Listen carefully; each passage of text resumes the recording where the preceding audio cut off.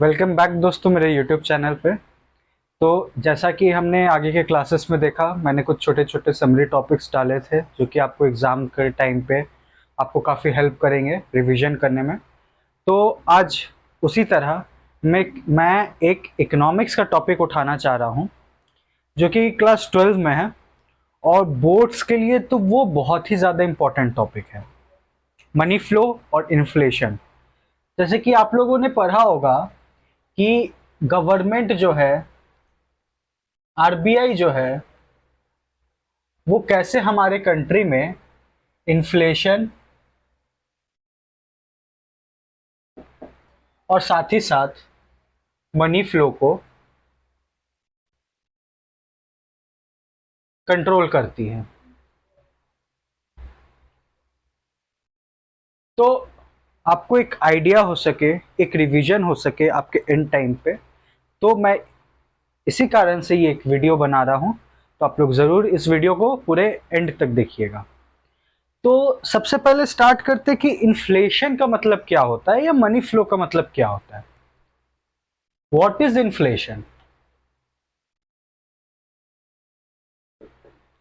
Inflation क्या है? I hope आप लोग सबको दिख रहा होगा। इन्फ्लेशन मतलब होता है कि जब, देखिए, मैं आज के टाइम पे एक 10 रुपए का बिस्कुट खरीद रहा हूँ। सपोज करिए उसका वेट है 100 ग्राम, एक 10 रुपए का बिस्किट है, 100 ग्राम का एक पैकेट है, तो मैं उसे 10 रुपए में खरीद रहा हूँ। बट एक साल बाद उसका प्राइस हो सकता है वो 12 रुपये हो जाए।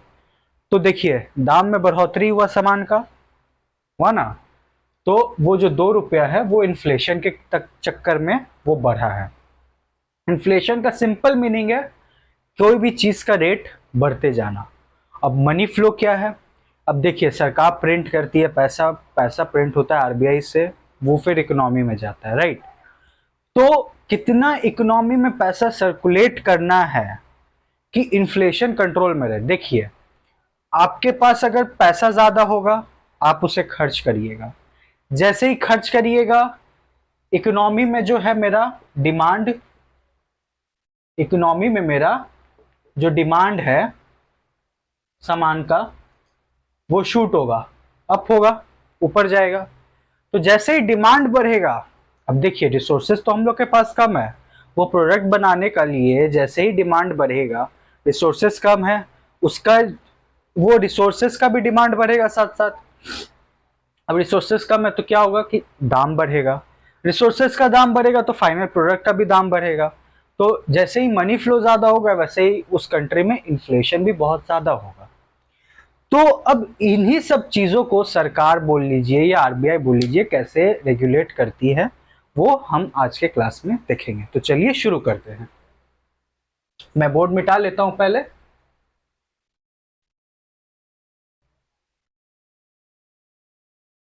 देखिए, सरकार बोल लीजिए, आरबीआई बोल लीजिए, तीन चार इंस्ट्रूमेंट है उन लोग के पास जिसके हेल्प से वो लोग जो हैं रेगुलेट करते हैं इसे। तो सबसे पहला इंस्ट्रूमेंट मैं बोलूंगा वो होता है सीआरआर। अब सीआरआर का मतलब क्या है? सबसे पहले तो इसका फुल फॉर्म जान लेते हैं। इसका मतलब होता है कैश रिजर्व रेशियो। अब जैसे देखिए, हम लोग जो है, एक आदमी सपोज करिए बैंक गया, ये हो गया बैंक। सपोज करिए बैंक गया डिपॉजिट करने 10,000 रुपये।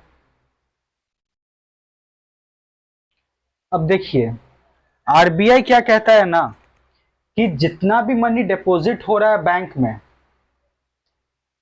जितना भी मनी मेरा डिपॉजिट हो रहा है बैंक में, उसका कुछ परसेंट, सपोज करिए मैं फॉर एग्जांपल बोल रहा हूं 2%, 2% बैंक को अपने पास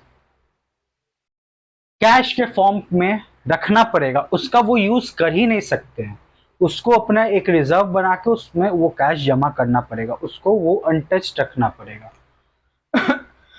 तो सपोज करिए 10,000 का 2% कितना होता है? 200 रुपए। तो क्या होगा, ₹200 जो है वो बैंक को साइड करके रखना होगा। वो फिर ₹9,800 जो बचे, उसी में किसी को आगे जाके वो डिपॉजिट से लोन दे सकते हैं। ओके, तो सरकार क्या करती है, जब उन्हें इन्फ्लेशन कंट्रोल करना रहता है, जब मनी फ्लो कंट्रोल करना रहता है इकोनॉमी का, ये जो सीआरआर है ना, उसे बढ़ा देती है। सपोज करिए इसे 2% से बढ़ा के 4% कर दिया गया। अब बैंक को क्या करना होगा, 200 के जगह ₹400 अपने खाते में रखने होंगे, राइट।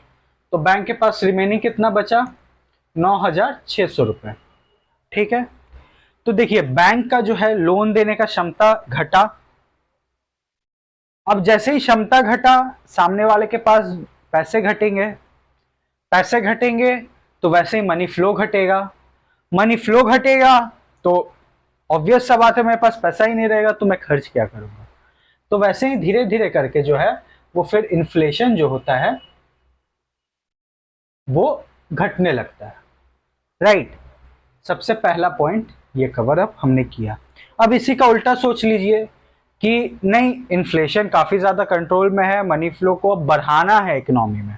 ओके, तो कैश रिजर्व रेशियो को वो लोग कम करेंगे सरकार। सपोज कर लीजिए कि वो कैश रिजर्व रेशियो को 1% कर देते, राइट। 1% किए तो क्या हुआ, बैंक अब अपने पास सिर्फ ₹100 रखेंगे और बैंक के पास जो है ₹9,900 हो जाएंगे आगे लोन वगैरह देने के लिए। तो देखिए बैंक के पास जो है मनी पावर बढ़ गया, मनी का कैपेसिटी बढ़ गया आगे जमा देने के लिए, आगे लोन देने के लिए। तो क्या हुआ, मनी फ्लो बढ़ा इकोनॉमी में। मनी फ्लो से क्या हुआ, मेरे पास क्षमता बढ़ा, मेरे पास पैसा आया ज़्यादा। सपोज करिए एक बिजनेसमैन लिया ₹9,900 बिजनेस स्टार्ट करने के लिए, वो क्या किया, एम्प्लॉयमेंट जनरेट किया। तो क्या हुआ, एम्प्लॉयमेंट जनरेट करने की वजह से क्या हुआ, इंसान के पास पैसा आया हाथ में, अब वो खर्च करेगा तो उससे क्या होता है कि उससे थोड़ा सा इन्फ्लेशन बढ़ता है। देखिए इन्फ्लेशन एकदम नहीं बढ़े ऐसा नहीं हो सकता, बट उसे कंट्रोल में बढ़े इस चीज के लिए ये यूज किया जाता है इंस्ट्रूमेंट। तो अब हम लोग आते हैं अपने नेक्स्ट इंस्ट्रूमेंट पे। तो मैं पहले बोर्ड रब कर लेता हूं दोस्तों।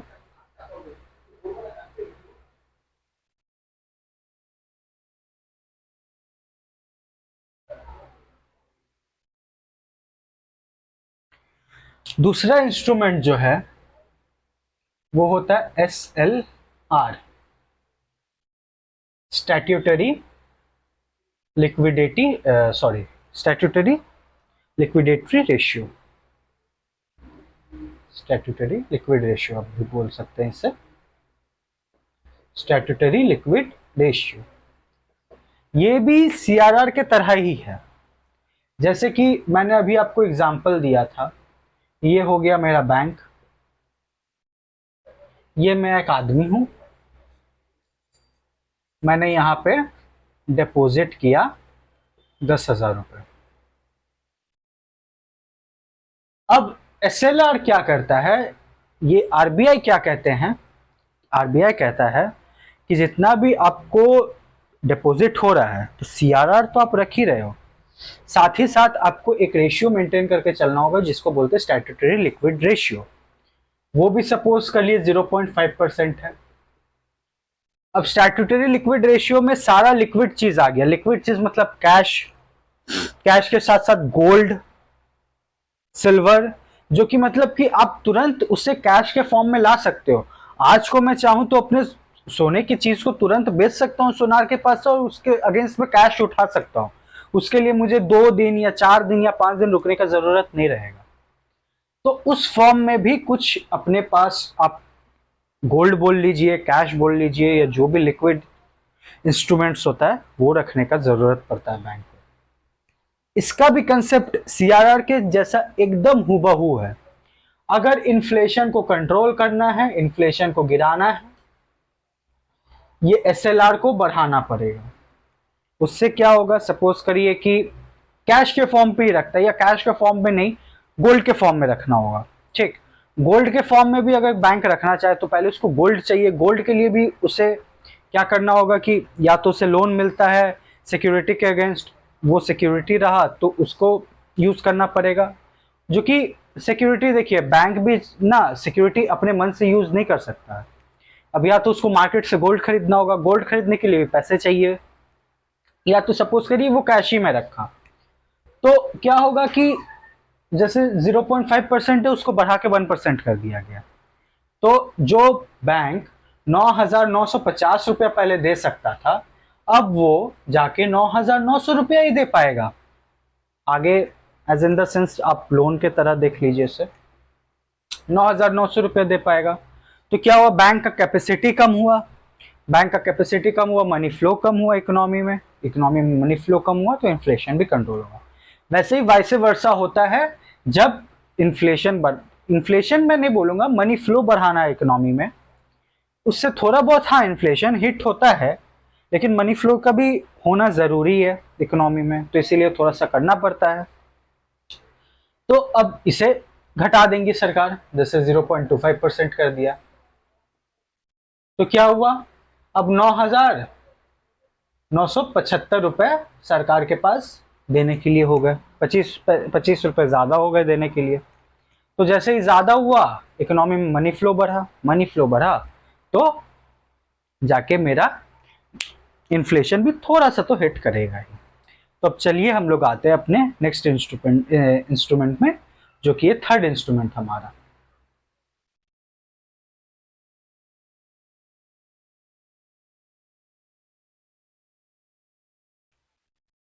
हमारा थर्ड इंस्ट्रूमेंट है रेपो रेट।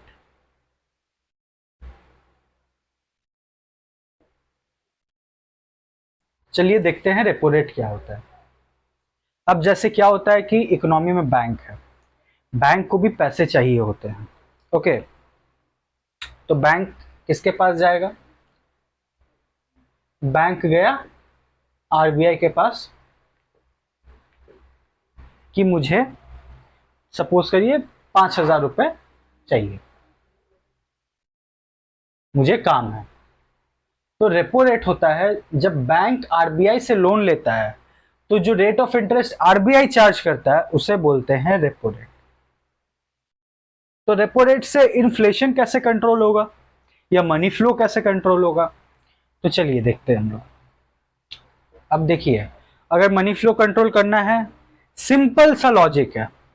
सपोज करिए कि हम लोग जो हैं होम लोन ले रहे, ठीक, आज को सरकार होम लोन का इंटरेस्ट जो है वो गिरा दे, जैसे 5% है उसे 3% पे ले आए, तो क्या होगा, आदमी सोचेगा चलो यार 3% ही तो है, हम अपने मंथली इनकम से दे देंगे, चलो और एक घर लेके इन्वेस्टमेंट कर देते हैं उस घर के लिए, ओके, हम लोग लोन ले लेंगे। लेकिन वही 5% का इंटरेस्ट अगर बढ़ा के 8% कर दिया जाए, तो सोचेंगे नहीं यार, 8% है, सपोज करो 8,000 रुपये मेरा इनकम से चल जाएगा, बहुत ज्यादा हो जा रहा है, इतना मैं अफोर्ड नहीं कर सकता, मैं नहीं लूंगा वो लोन। उसी तरह जैसे सपोज करिए अगर रेपो रेट 5% चल रहा है, तो चलो ठीक है, बैंक सोचेगा कि नहीं मैं तो 8% का बिजनेस कर लेता हूं, 5% दे दूंगा, मैं तो फिर भी 3% मुनाफा में रहूंगा, ठीक। उसी जगह पे ये बढ़ा के सपोज करिए ये 8% कर दिया, रेपो रेट ही 8% कर दिया, बैंक भी अब 8% में तो करेगा नहीं, उसको भी प्रॉफिट कमाना है, 8% में करेगा तो वो तो ना घाटा ना लॉस में चल जाएगा, ना घाटा होगा ना उसका प्रॉफिट होगा, प्रॉफिट तो होगा ही नहीं, लेकिन बैंक को चाहिए प्रॉफिट, तो वो भी बढ़ाएगा। सपोज करिए वो बढ़ा दिया 10%, 10% किया, तो अल्टीमेट एम जो हम लोग जो मिडल मैन को पड़ रहा है लोन उठाने में, इंटरेस्ट का बियरिंग, वो उसके लिए बढ़ेगा, लोन कम उठाया जाएगा, साथ ही साथ बैंक भी कम उठाएगा, क्योंकि बैंक को भी तो इंटरेस्ट ज्यादा पे करना पड़ रहा है, ठीक। तो इससे क्या होगा, मनी फ्लो जो है हमारे इकोनॉमी में वो कम हो जाएगा, मनी फ्लो कम होगा तो इन्फ्लेशन भी कम हो जाएगा। वैसे ही उल्टा होता है, जैसे कि अब मैं दिखाता हूं, वो 8% था, सरकार सॉरी 5% था स्टार्टिंग में, सरकार ने उसे 3% कर दिया, तो क्या होगा, बैंक सोचेगा कि अरे वाह मुझे तो कम कॉस्ट बियरिंग करना पड़ रहा है लोन पे, तो मैं क्या करता हूं, मैं जैसे नॉर्मल ह्यूमन बींग हुआ, लोन लेने गया, नॉर्मल पर्सन हुआ, नॉर्मल इंडिविजुअल हुआ, वो लोग के लिए मैं अपना जो है मैं भी इंटरेस्ट घटा दे रहा हूँ, मुझे एट द लास्ट मुझे तो प्रॉफिट हो ही रहा है, बल्कि मेरा इससे बिजनेस बढ़ेगा। तो वो भी जो 8% का लोन था उसे गिरा के वो सपोज करिए 5% पे कर दिया। तो फिर मैंने वही बोला, मेंटेलिटी का सोच कि मुझे इंटरेस्ट कम देना पड़ेगा, मेरा एक प्रॉपर्टी एक हो जाएगा, चलो लोन लेके एक मैं और घर ले लेता हूँ। मैंने घर ले लिया तो क्या हुआ, पैसा आया मेरे हाथ में, मैंने खर्च किया, मैंने रियल एस्टेट में ही सपोज करिए खर्च किया, तो रियल एस्टेट का डिमांड तो बढ़ा, अब वहां पे भी रेट बढ़ेगा, डिमांड बढ़ा है तो ये होता है। यही कुछ इंस्ट्रूमेंट्स है जिसके हेल्प से सरकार बोल लीजिए, आरबीआई बोल लीजिए, मनी फ्लो और इन्फ्लेशन को कंट्रोल करता है हमारे इकोनॉमी में। तो दोस्तों आप चाहे तो ये एग्जांपल नोट डाउन कर सकते हैं पॉज करके। तो आज का वीडियो मैं यहीं तक रखता हूं दोस्तों। आई होप आपको ये वीडियो अपने रिवीजन में, अपने पढ़ाई में समझ में आया होगा, इससे और आपका बेसिक क्लियर होगा। तो चलिए दोस्तों, मिलते हैं नेक्स्ट क्लास में। ये वीडियो अगर अच्छा लगा हो तो आप इसे प्लीज लाइक कर दीजिएगा, सब्सक्राइब करिएगा। आप किस टॉपिक पे वीडियो चाहते हैं अगला, उसे जरूर कमेंट करिएगा, मैं जरूर उसे लाने की कोशिश करूंगा जल्दी से जल्दी। और जो भी डाउट है आप कमेंट सेक्शन में आप मुझे लिख सकते हैं, मैं उसका आंसर भी जरूर दूंगा। तो चलिए मिलते हैं नेक्स्ट क्लास में, तब तक के लिए बाय।